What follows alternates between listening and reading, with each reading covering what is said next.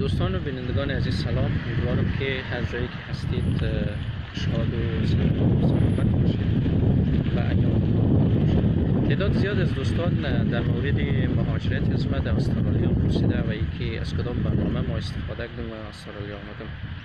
چون تعداد درخواست دهندگان و یا پرسش کنندگان خیلی زیاد بود، فکر کردم که بهتره یک ویدیوی مختصر تهیه کنم و در اختیار همگان قرار بدم که شاید برای بعضی ها مفید واقع شونه و کسای دیگه هم بتونه از این برنامه استفاده کنه. هرچند تعداد زیادی هم استفاده مونم از این برنامه.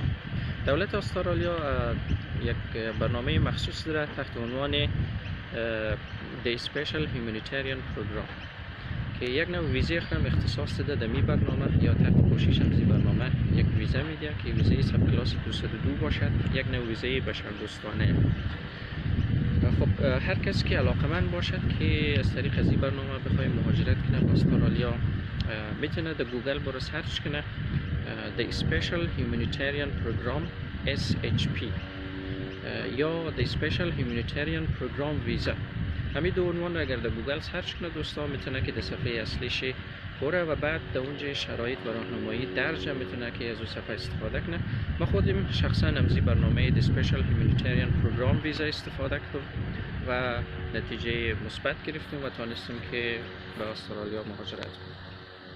یک ویزای بشردوستانه. خب دو شرط بسیار مهم داره یا دو شرط اساسی و اصلی داره. شرط اولش اینه که شخصی که درخواست میده در این ویزا یا برای این برنامه او باید از کشور خود بیرون باشد، یعنی در کشور دوم ساکن باشد و سکونتش در کشور دوم هم به دلایل بشردوستانه باشد یا به خاطر تهدیدات باشد، یعنی به خاطر تهدیدات که متوجه زندگیش و اعضای فامیلش نتونه در کشور خود زندگی کنه و به او خاطر آواره شده باشد و در کشور دوم ساکن یا مقیم باشد و همچنین نتونه که از کشور دوم دوباره برگرده به کشور اولیه خود به خاطر همون تهدیدات امنیتی یا خطراتی که زندگیش در واقع مواجه اگر برگرده دوباره.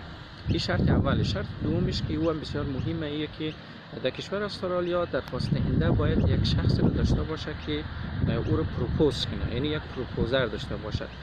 البته پروپوزر از این شخص لازم نیه که حتما این اعضای فامیلش باشه، میتونه یک از آشنایانش یا یک از دوستانش یا اگر اعضای فامیلش باشد ترجیحاً او بهتره میتونه این شخص رو پروپوز کنه. البته کسی که پروپوز منه باید یا استرالیان سیتیزن باشد، یعنی سیتیزنشیپ رو گرفته باشد، یا یکی پرمننت ویزا داشته باشد. کسایی که دارای ویزای اقامتی هسته یا مثلا استودنت ویزا یا انواع ویزاهای مختلف وجود داره، اونا نمیتونه که پروپوزر باشد یا پروپوز کنه کسی را. پس کسی میتونه پروپوز کنه که یا دارای ویزای دائمی باشد یا که سیتیزن باشد. هر کسی که اینمی شرایط را داشته باشد این دو شرط اساسی رو ذکر کردم میتونه در اینجا درخواست بده. به صورت آنلاین هم اپلای میشه و میتونه که فرمه 842 را دو دونه فرمه پر میشه در این برنامه، یکی فرمه 842 و یکی هم فرمه 681 که از طرف پروپوزر رو پر میشه. این فرمه ها رو به صورت آنلاین در سایت هم میتونه پر کنه و میتونه که فرمه ها رو دانلود کنه و بعد وقتی که پر کرد دوباره اسکن کنه و بعد اپلود کنه در داخل سایت شی. بعد ضمیمه از دو فرمه یعنی فرمه 842 و فرمه 681 تمامی اسناد هویتی، تحصیلی و اسناد تهدیدی که داره، چون ادعای ازیر کرده در درخواستی که زندگیش در خطره یا اعضای فامیلش در خطره. خب برای اونا مگر مدرک و سند داره تمامی همی اسناد رو مکمل همراه از دو فرمه در سایت اپلود کنه و بعد ایره سابمیت کنه.